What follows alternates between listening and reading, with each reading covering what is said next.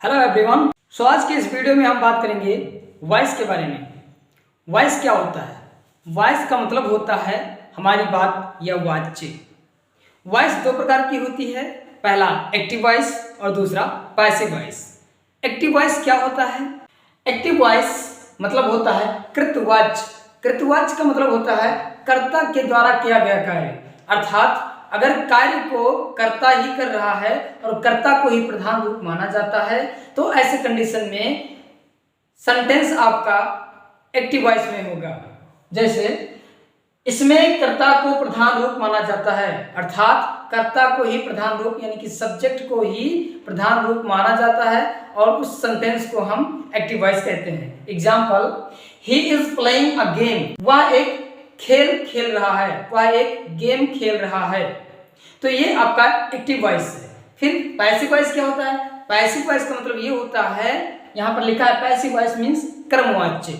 कर्मवाच्य में क्या होता है कि कर्म के द्वारा कार्य किया जाता है। कार्य तो करता ही करता है लेकिन प्रधान रूप कर्म को दिया जाता है, इसमें कर्म को प्रधान रूप माना जाता है। एग्जाम्पल से समझते हैं, a game is being played by him, मतलब एक गेम उसके द्वारा खेला गया है। थोड़ा इसको विस्तार से समझते हैं, उसके बाद हमारे समझ में आएगा कि कर्ता क्या होता है और कर्म क्या होता है, यानी कि सब्जेक्ट क्या होता है और ऑब्जेक्ट क्या होता है, हम इससे समझेंगे। चलिए, एक सेंटेंस लिखा है Rakesh has done my work. एक सेंटेंस है Rakesh has done my work. इसमें राकेश जो है वो आपका सब्जेक्ट हैज आपका हेल्पिंग वर्ब है और डन मेन वर्ब है, माई वर्क ऑब्जेक्ट है।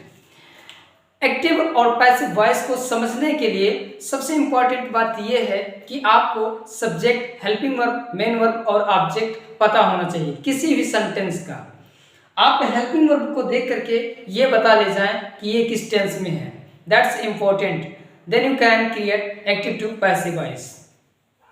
तो क्या होता है, आपका जो सामने लिखा है राकेश, ये सब्जेक्ट है, has helping verb, main verb और फिर ऑब्जेक्ट। इस तरह से इसका स्ट्रक्चर होता है। ये स्ट्रक्चर अगर आपको पता है then you can create passive voice from active voice.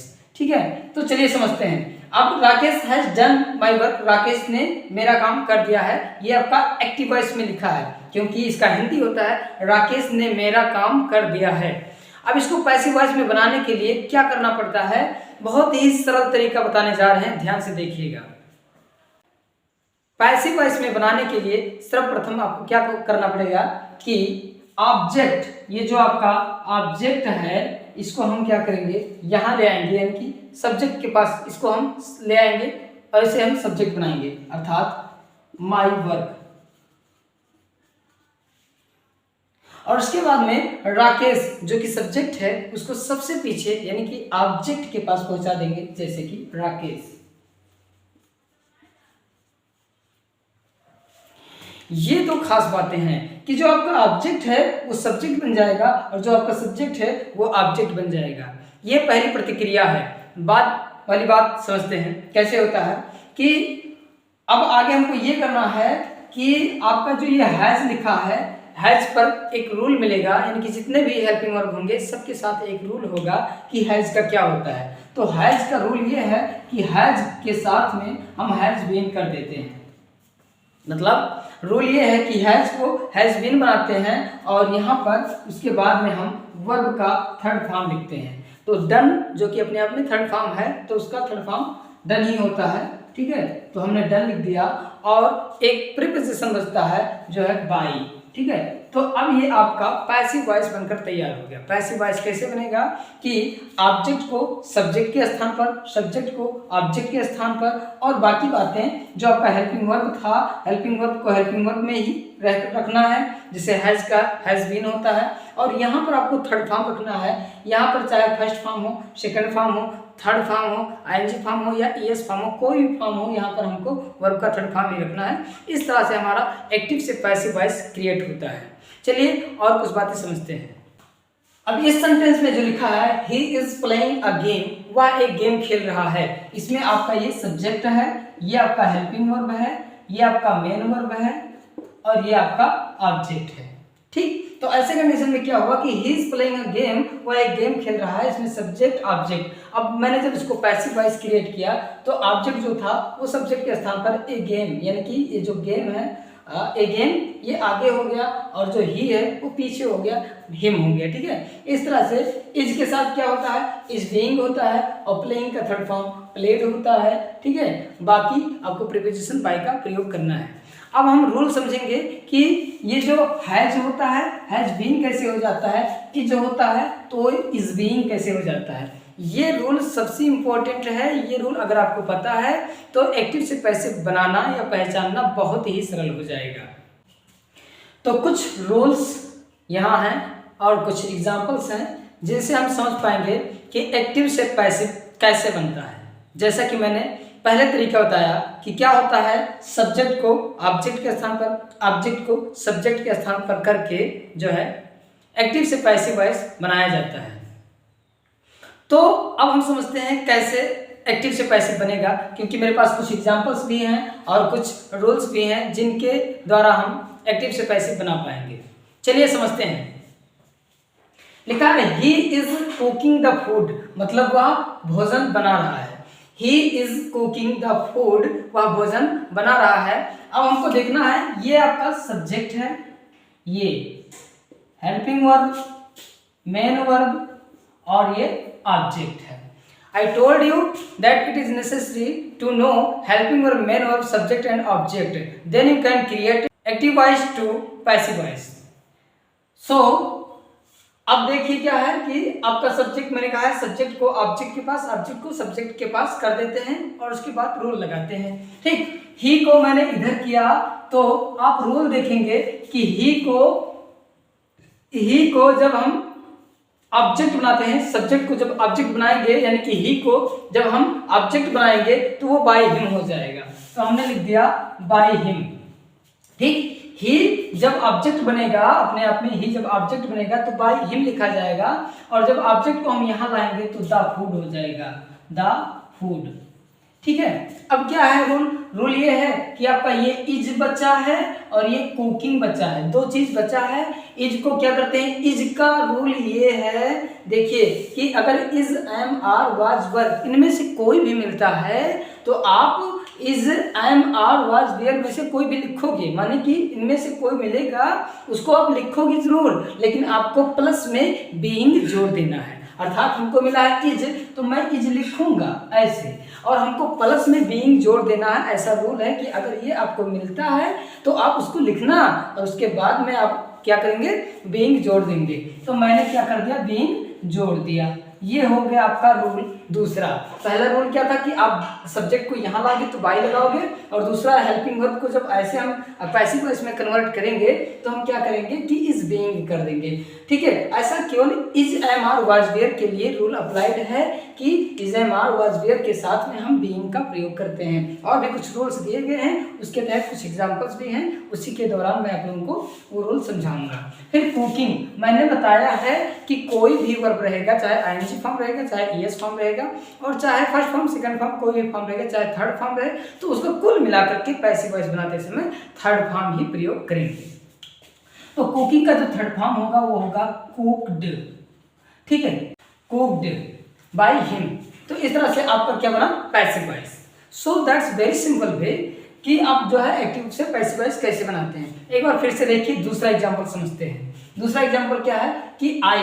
अब देखिए आई जो है ये आपका सब्जेक्ट है, ये हेल्पिंग वर्ब है, ये मेन वर्ब है, ये ऑब्जेक्ट है। किसी भी सेंटेंस का जो स्ट्रक्चर होता है एक्टिव से पैसिव बनाने का, वो स्ट्रक्चर ये होता है कि सब्जेक्ट होगा, हेल्पिंग वर्ब होगा, मेन वर्ब होगा और ऑब्जेक्ट होगा, ये स्ट्रक्चर होता है। अब ये एक्टिव वॉइस है और पैसिव वॉइस बनाते समय हम क्या करते हैं, सब्जेक्ट को उधर, ऑब्जेक्ट को इधर, हेल्पिंग वर्ब को हेल्पिंग वर्ब के नीचे और मेन वर्ब को मेन वर्ब के नीचे लिख देते हैं, और यहाँ जो ऑब्जेक्ट है आपका, यहाँ ऑब्जेक्ट यहाँ चला जाता है, सब्जेक्ट यहाँ चला जाता है। बस इतनी सी रूल है। समझते हैं कि आई है तो आई का क्या करेंगे, जब हम आई को इधर लाएंगे तो वो हो जाएगा बाय मी, जैसा कि यहाँ पर लिखा है। आई जब सब्जेक्ट रहेगा, ऑब्जेक्ट बनाना होगा तो बाय मी हो जाएगा। ठीक, दूसरा रूल क्या है, हमको ऑब्जेक्ट, ये जो ऑब्जेक्ट है आपका, इसको जब हम यहाँ लाए हैं, अ अ लेटर यहाँ आ गया, ठीक है। आपके पास क्या बचा, ये वर्ड बचा और दूसरा वर्ड आपके पास ये बचा है कि आई का बाय मी हो गया और अ लेटर जो आपका ऑब्जेक्ट है यहाँ आ गया। अब रूल क्या है कि हैव का क्या कर देंगे, हैव कर देंगे। यहाँ पर लिखा हुआ है कि हैव का अगर हैव हैज हैड मिलता है तो आप हैव हैज हैड लिखो, प्लस में आपको बीन जोड़ना है। तो मैंने क्या किया कि अ लेटर हैज। अब रूल ये है कि चूंकि आपको पता होना चाहिए कि ए लेटर एक वचन है और एक वचन के साथ हैज लगता है और आई जो है वो बहुवचन माना गया है, उसके साथ हैव लगता है। तो हैव हैज, आप हैव हैज में से कोई भी यूज कर सकते हो जैसे कि रूल कहता है। तो मैंने ए लेटर के साथ में हैज यूज किया। अब क्या कहता है कि हैव है या हैज, तो यूज करो आप हैव या हैज यूज करो, हैड यूज करो, कुछ भी यूज करो, लेकिन उसके साथ में आपको बीन जोड़ना है। तो मैंने क्या कर दिया कि बीन जोड़ दिया। अब क्या हो गया कि हैव था, इस नाते से हमको हैज बीन करना पड़ा। और रिटन का थर्ड फॉर्म क्या होगा, रिटन का थर्ड फॉर्म तो रिटन ही होता है, सो हमको रिटन ही यहाँ पर लिखना पड़ेगा। इस तरह से एक्टिव से पैसिव बन गया, ठीक है। तो बहुत ही सरल तरीका है कि एक्टिव से पैसिव हम कैसे बनाएंगे, बहुत ही सरल तरीका है ना। ये आपका सब्जेक्ट है, यहाँ पर लिख दीजिए, ये आपका ऑब्जेक्ट है, यहां पर लिख दीजिए। मतलब समझ में आया, आपका ऑब्जेक्ट यहाँ, सब्जेक्ट वहां। लेकिन रूल ये है कि जब ये प्रोनाउन वाला ऑब्जेक्ट सब्जेक्ट जब उधर जाता है ऑब्जेक्ट बनने, तो लिखा हुआ है कि यू जब उधर जाएगा तो बाय यू लिखा जाएगा, तो हमने लिख दिया बाय यू, ठीक है। अब क्या करना है कि कहता है रूल कि अगर तुमको विल मिला तो विल क्या करेंगे, कहता है कि अगर will shell can could may might मिलता है तो उसको तुम लिखो। Will shell can could may might, उसमें से कोई भी जो लिखा है उसको लिखो, लेकिन उसके साथ में आपको बी जोड़ना है, क्योंकि ये सब मॉडल्स हैं, मॉडल ऑक्सिलरीज हैं, ठीक है। तो विल के साथ हम क्या करेंगे, विल के साथ में हम बी को जोड़ देंगे। तो विल के साथ बी जोड़ दिया गया। अब ये जो आपका बच्चा है ये है आपका मेन वर्ब, और डू का थर्ड फॉर्म आपको लिख देना है। मैंने बताया हमेशा आपको थर्ड फॉर्म लिखना है। तो डू का थर्ड फॉर्म होता है डन, ठीक है। इस तरह से एक्टिव से पैसिव बन गया।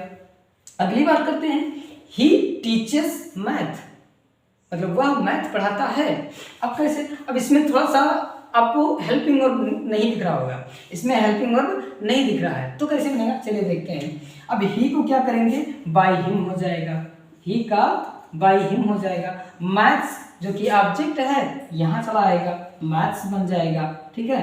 मैथ का मैथ्स हो जाएगा, मैथ्स ऑब्जेक्ट था यहाँ चला, ही सब्जेक्ट था वहां चला गया, ओके। अब क्या करना है, teachers.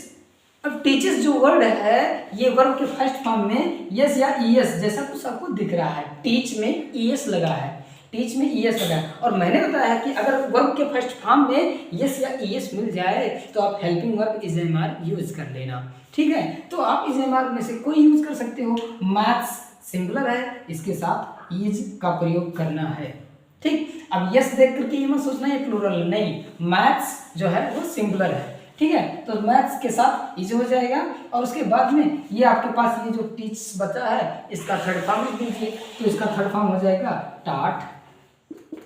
Now the passive voice is created, ठीक है। अब क्या लिखा है, राम एट एन एप्पल, ये आपका सब्जेक्ट, ये आपका मेन वर्ब, ठीक है, ये आपका ऑब्जेक्ट। आपके पास सब्जेक्ट मेन वर्ब ऑब्जेक्ट, इसमें भी एक चीज नहीं है, क्या नहीं है, हेल्पिंग वर्ब नहीं है। कैसे बनेगा, ऑब्जेक्ट को लाओ इधर, आयन एप्पल मैंने क्या कर दिया, इधर कर दिया, आयन एप्पल मैंने इधर कर दिया, राम को मैं उधर कर देता हूँ, तो राम जो है उधर जाएगा, ये बाई राम हो जाएगा। अच्छा, अभी तक हमें जो है सब्जेक्टिव केस में यानी कि सब्जेक्ट के रूप में कोई नाम या कोई नाउन नहीं मिला था। अब राम का राम ही करेंगे और कुछ नहीं हो सकता, लेकिन ही का हिम, यू का यू, आई का मी बनता है, लेकिन जो नाउन होता है उसका ऑब्जेक्टिव केस वही होता है। तो राम का बाई राम हो गया, और एन एप्पल जो कि आपका ऑब्जेक्ट था मैंने आगे कर दिया। अब क्या बचा आपके पास, यही बचा एट। अब एट जो है वो ईट का सेकंड फॉर्म है, ये पहचानना आपको आना चाहिए। सेकंड फॉर्म बहुत जरूरी है, अगर आपको पहचानना आता है तो ही आप समझ पाओगे। तो ये ईट जो है, ईट का सेकंड फॉर्म एट है। अब चूंकि ये सेकंड फॉर्म है तो मैंने बताया है कि अगर आपको कभी सेकंड फॉर्म मिल जाए या डिड मिल जाए, फिलहाल हमको डिड नहीं सेकंड फॉर्म मिला है, सेकंड फॉर्म मिल जाए तो वाज या वर का प्रयोग कर लेना है। तो हम क्या करेंगे, यहाँ पर वाज का प्रयोग करेंगे क्योंकि एप्पल एक है, तो वाज का प्रयोग। और उसके बाद में ईट जो एट है इसका थर्ड फॉर्म हो जाएगा ईटेन। इस तरह से एक्टिव से पैसिव वॉइस बन चुका है।